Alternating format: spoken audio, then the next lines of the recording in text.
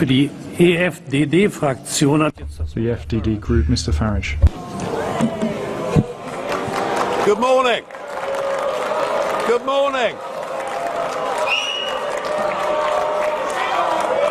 Funny, isn't it? Funny, isn't it?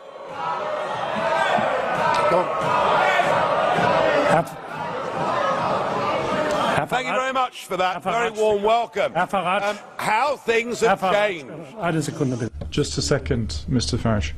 Kolleginnen und Kollegen, Ladies and gentlemen, eine große Qualität der Demokratie one ist, major quality of democracy is that you listen deren Meinung man nicht to those, even if you don't share their opinion.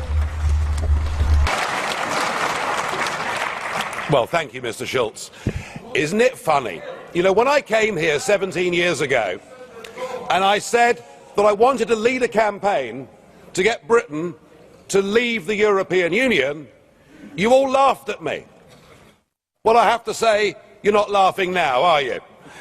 And the reason you're so upset, the reason you're so angry, has been perfectly clear from all the angry exchanges this morning.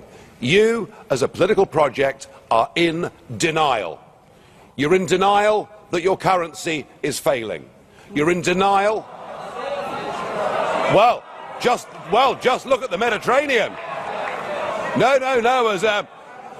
As a policy to impose poverty on Greece and the rest of the Mediterranean, you've done very well.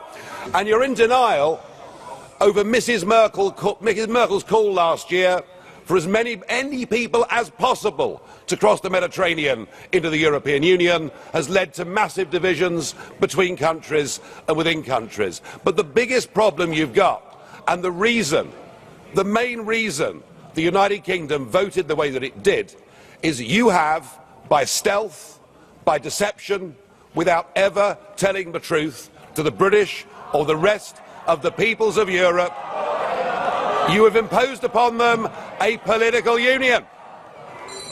You've imposed upon them a political union. And when the people in 2005 in the Netherlands and France voted against that political union, when they rejected the Constitution, you simply ignored them and brought the Lisbon Treaty in through the back door.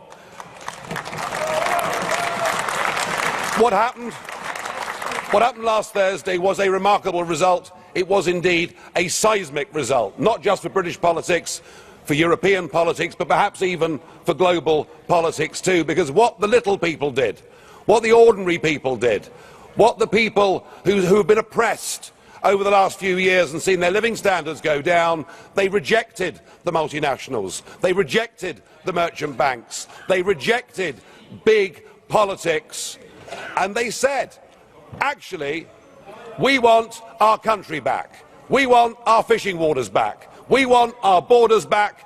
We want to be an independent, self-governing, normal nation.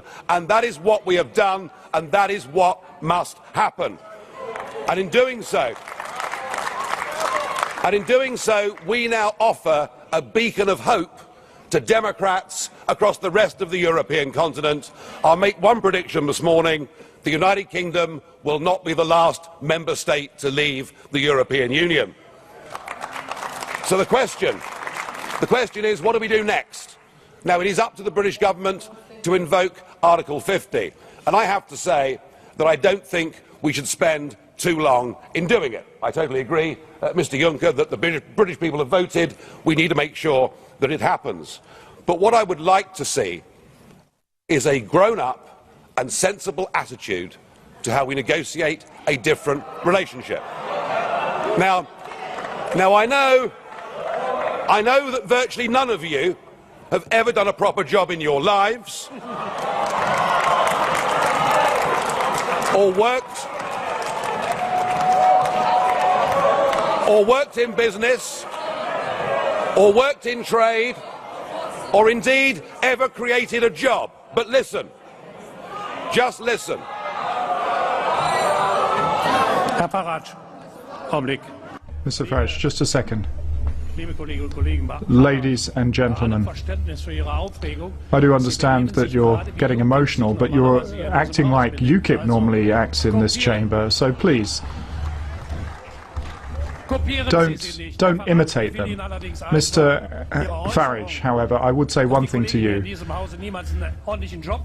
fact that you're claiming nobody has done a decent job in their life, you can't really say that. I'm sorry. No, you're quite right, Mr. Schulz. UKIP used to protest against the establishment, and now the establishment protests against UKIP. So something has happened here. Let us listen to some simple, pragmatic economics. We, between us, between your countries and my country, we do an enormous amount of business in goods and services. That trade is mutually beneficial to both of us. That trade matters. If you were to decide to cut off your noses, to spite your faces, and to reject any idea of a sensible trade deal, the consequences would be far worse for you than it would be for us.